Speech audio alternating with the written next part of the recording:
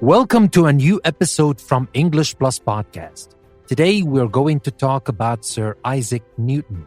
And there's something special about this episode. First of all, the listening episodes are all going to be, do you know? Because they're not just going to be about listening, but about culture as well and knowledge. So what I will try today is to start with the short version of Sir Isaac Newton, and then I will continue with the long version. Now, the short version is going to be easier and obviously shorter.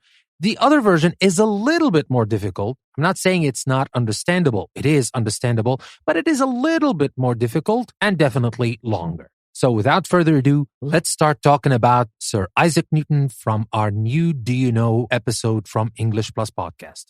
Sir Isaac Newton. Isaac Newton was always wondering about the things he saw around him. What holds the moon and the planets in the sky? How does a rainbow form? He uncovered basic laws of nature. He used mathematics to explain these laws and predict how objects would behave. He became one of the greatest scientists of all time. Newton was born in Woolsthorpe, England on December the 25th, 1642. He loved to build mechanical models, but he was not a good student. His mother took him out of school so that he could help run the family farm. Newton did not like farming. He liked to read and study on his own. A former teacher knew that Newton was very smart and helped him go to the University of Cambridge. After Newton graduated, bubonic plague broke out in Cambridge. Many people got sick and died. Newton went back to the family farm for 2 years until the plague died down. He came up with many of his greatest ideas from 1665 to 1667 while he was alone in the countryside. Newton invented a new kind of mathematics called calculus. Today, scientists and engineers use calculus to solve many kinds of problems. Newton came up with theories about gravity and motion. He thought that the same force pulling people and apples down to Earth keeps the moon going around Earth and the planets going around the sun. He used mathematics to prove his theories. Newton used a prism, a piece of glass with many sides, to study light. He found that sunlight is made up of every color in the rainbow. Newton went back to Cambridge and became a professor of mathematics. He built the first reflecting telescope, which uses mirrors instead of lenses. He became famous for his calculus, but he did not tell many people about his theory of gravity. He was shy and modest and did not want other scientists to criticize his work. Finally, his friends had him write a book about gravity and motion titled Principia Mathematica. Scientists called the book a masterpiece. Newton was made a knight. When he died on March the 20th, 1727, he became the first scientist to be buried in Westminster Abbey in London. So that was the short version about Sir Isaac Newton. The long version is about to come. But before we go to the longer version, if you are interested to learn more details about Sir Isaac Newton, let me remind you that you can find the transcript of this episode on our website, English Plus Podcast. There's a link to the custom post we created for this episode. Take the link, go to the website, and you will find activities and other things that will help you improve your English. So take the link and take your English with it to the next level. And if you like the content we're creating and you would like to support us to create more content and reach more people, take the other link that will take you to our Patreon page and become our patron and help us grow, reach more people, create more of the content you love. And now, without further ado, let's move on and let's talk about Sir Isaac Newton again, but that is the long version. Isaac Newton, 1642 to 1727, English physicist, mathematician, and natural philosopher, considered one of the most important scientists of all time. Newton formulated laws of universal gravitation and motion, laws that explain how objects move on Earth as well as through the heavens. He established the modern study of optics, or the behavior of light, and built the first reflecting telescope. His mathematical insights led him to invent the area of mathematics called calculus. Newton stated his ideas in several published works, two of which Philosophiae Naturalis Principia Mathematica, which means Mathematical Principles of Natural Philosophy, in 1687, and Optics in 1704. These are considered among the greatest scientific works ever produced. Newton's revolutionary contribution explained the workings of a large part of the physical world in mathematical terms, and they suggested that science may provide explanations for other phenomena as well. Newton took known facts and formed mathematical theories to explain them. He used his mathematical theories to predict the behavior of objects in different circumstances and then compared his predictions with what he observed in experiments. Finally, Newton used his results to check and, if need be, modify his theories. He was able to unite the explanation of physical properties with the means of prediction. Newton began with the laws of motion and gravitation he observed in nature. Then he used these laws to convert physics from a mere science of explanation into a general mathematical system with rules and laws. His experiments explained the phenomena of light and color and anticipated modern developments in light theory. In addition, his invention of calculus gave science one of its most versatile and powerful tools. Now let's talk about his early life and education. Newton was born in Woolsthorpe, Lincolnshire, in England. Newton's father died before his birth. When he was 3 years old, his mother remarried, and his maternal grandmother then took over his upbringing. He began his schooling in neighboring towns, and at age 10 was sent to the grammar school at nearby Grantham.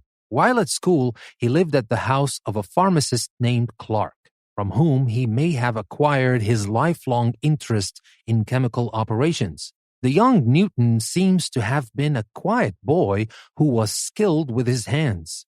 He made sundials, model windmills, a water clock, a mechanical carriage, and flew kites with lanterns attached to their tails. However, he was, as he recounted later in his life, very inattentive at school. In 1656, Newton's mother, on the death of her second husband, returned to Woolsthorpe and took her son out of school in the hope of making him a farmer. Newton showed no talent for farming, however, and according to legend, he once was found under a hedge deep in study when he should have been in the market at Grantham. Fortunately, Newton's former teacher at Grantham recognized the boy's intellectual gifts and eventually persuaded Newton's mother to allow him to prepare for entrance to University of Cambridge.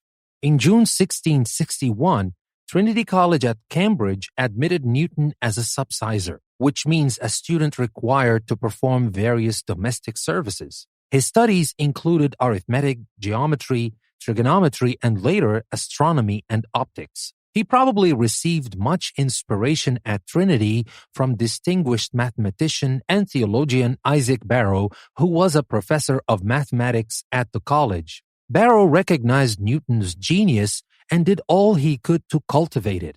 Newton earned his bachelor's degree in January 1665.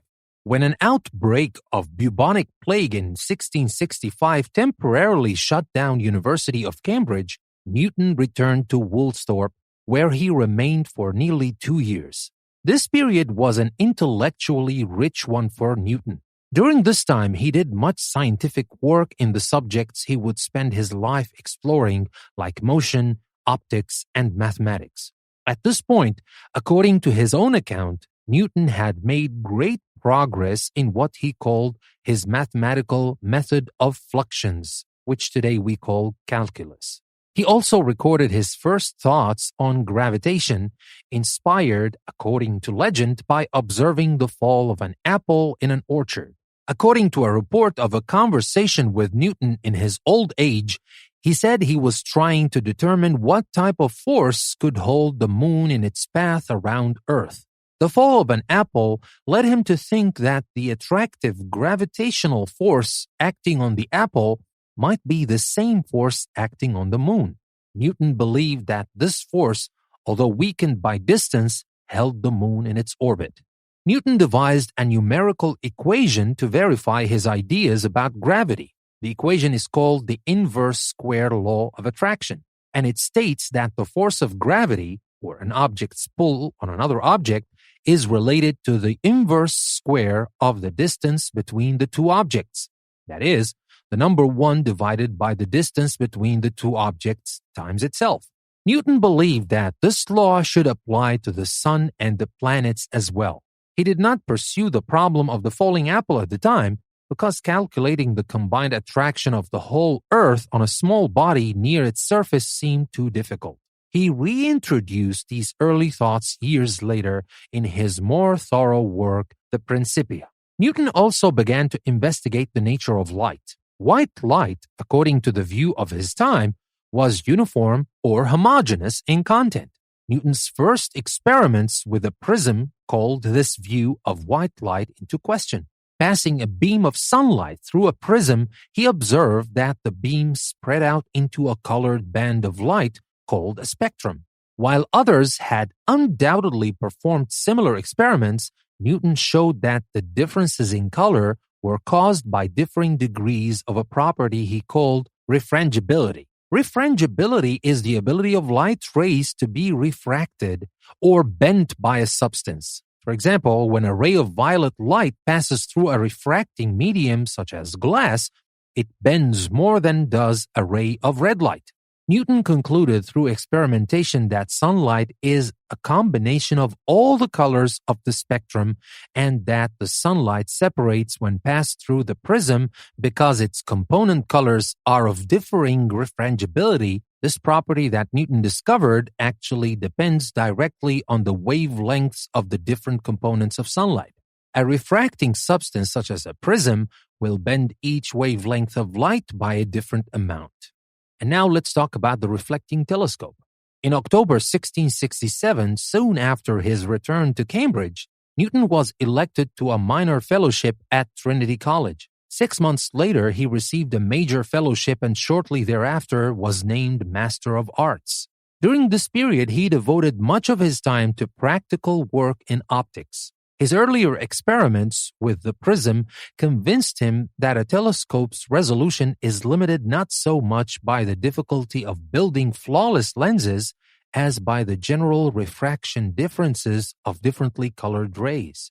Newton observed that lenses refract or bend different colors of light by a slightly different amount. He believed that these differences would make it impossible to bring a beam of white light, which includes all the different colors of light, to a single focus. Thus, he turned his attention to building a reflecting telescope, or a telescope that uses mirror instead of lenses as a practical solution. Mirrors reflect all colors of light by the same amount. Scottish mathematician James Gregory had proposed a design for a reflecting telescope in 1663, but Newton was the first scientist to build one. He built a reflecting telescope with a 1.3-inch or 3.3 centimeters mirror in 1668. This telescope magnified objects about 40 times and differed slightly from Gregory's in design. 3 years later, the Royal Society, England's official association of prominent scientists and mathematicians, invited Newton to submit his telescope for inspection. He sent one similar to his original model, and the Society established Newton's dominance in the field by publishing a description of the instrument. And now let's talk about calculus. In 1669, Newton gave his Trinity mathematics professor Isaac Barrow an important manuscript which is generally known by its shortened Latin title, De Analysi. This work contained many of Newton's conclusions about calculus, what Newton called his fluxional method. Although the paper was not immediately published, Barrow made its results known to several of the leading mathematicians of Britain and Europe. This paper established Newton as one of the top mathematicians of his day and as the founder of modern calculus, along with Leibniz. Calculus addresses such concepts as the rate of change of certain quantity, the slope of a curve at a given point, the computation of maximum and minimum values of functions, and the calculation of areas bounded by curves. Stay with us. We'll be right back. Looking to enhance your English skills while exploring a world of knowledge? Then English Plus Podcast website is just for you. Dive into diverse topics ranging from science to literature, history to business, and myths to modern insights. Each episode from our podcast or article from our magazine is a journey of learning and discovery, designed to not only improve your language skills, but also broaden your understanding of the world. Join us at English Plus Podcast, where language meets limitless learning. Tune in today and take your English to the next level. Visit EnglishPlusPodcast.com to start your journey. English Plus Podcast, language, learning, enlightenment. Never stop learning with English Plus.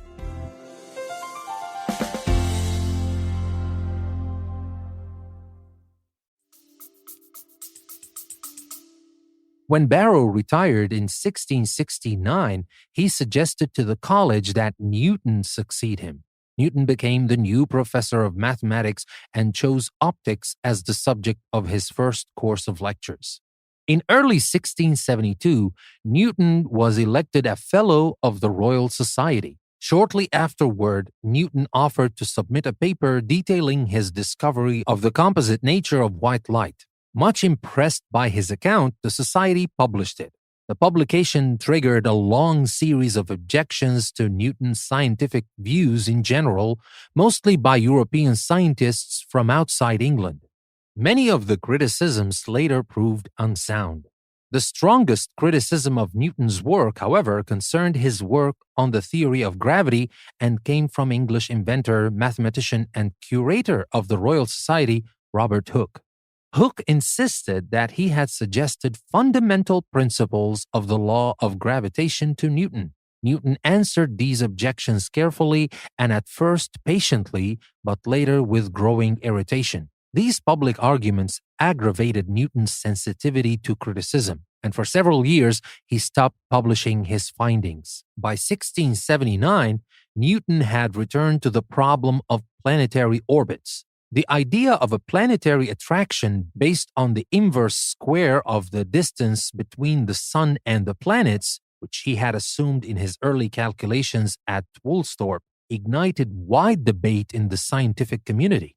This law of attraction follows, in the simple case of a circular orbit, from German astronomer Johannes Kepler's third law, which relates the time of a planet's revolution around the Sun to the size of the planet's orbit. The law of attraction also takes into account the centripetal acceleration of a body moving in a circle, given by Dutch astronomer Christian Huygens in 1673. The problem of determining the orbit from the law of force had baffled everyone before Newton, who solved it in about 1680.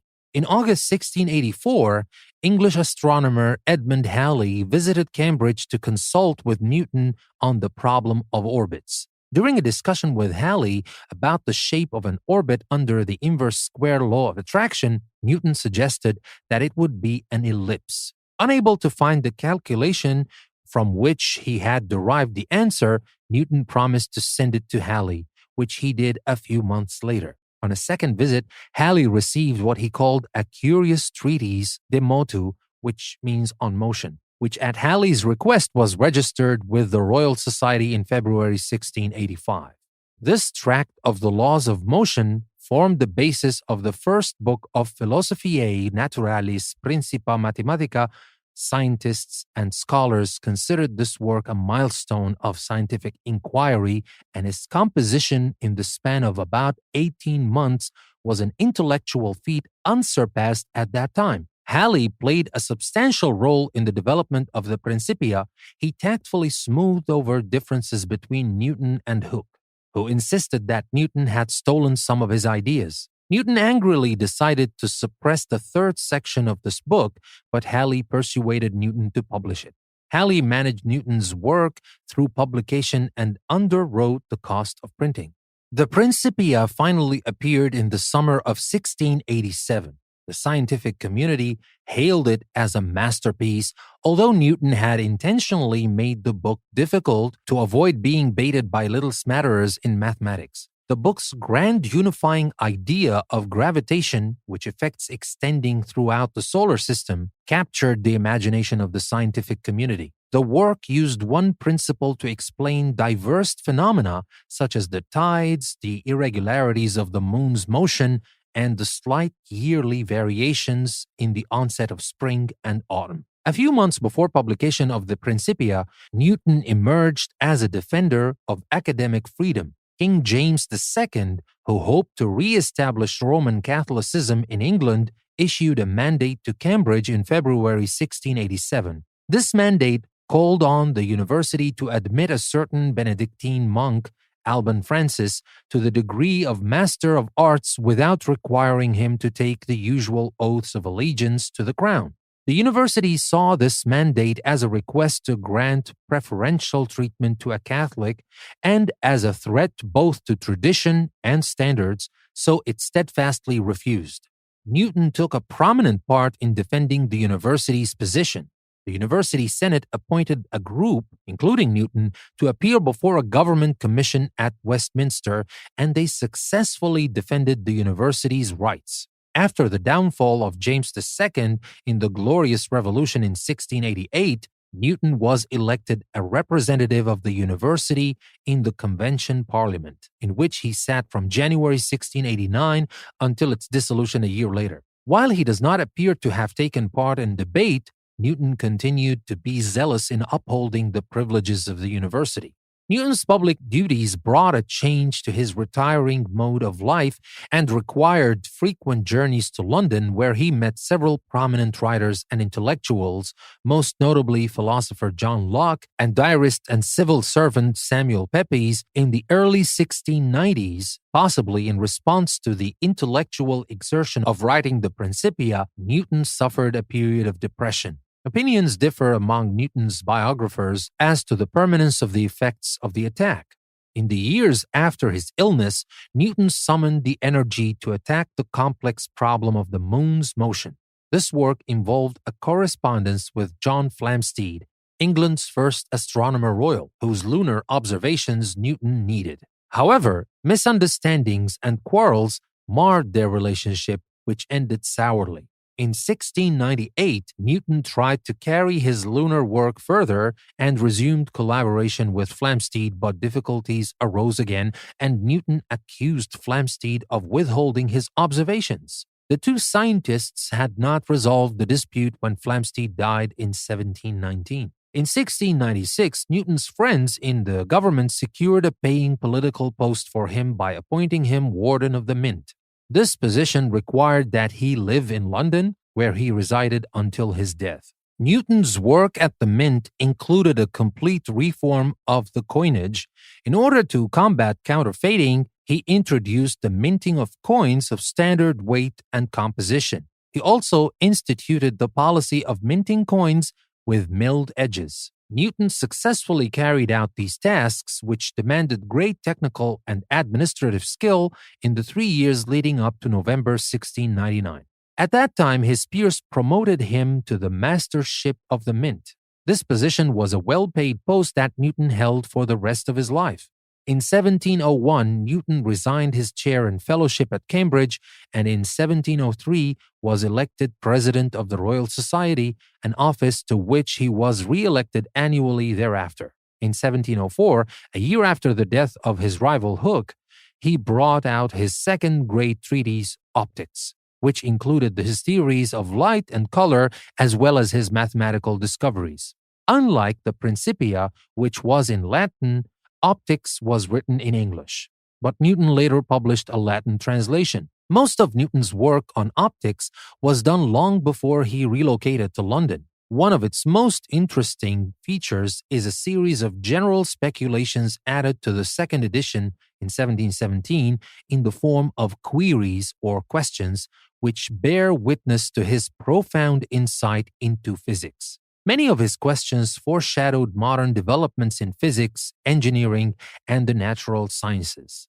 In 1705, Queen Anne knighted Newton. By this time, Newton was the dominant figure in British and European science. In the last 2 decades of his life, he prepared the second and third editions of the Principia in 1713 and 1726 and published second and third editions of Optics in 1717 and 1721 as well. During these last 2 decades, Newton was entangled in a lengthy and bitter controversy with Leibniz over which of the two scientists had invented calculus.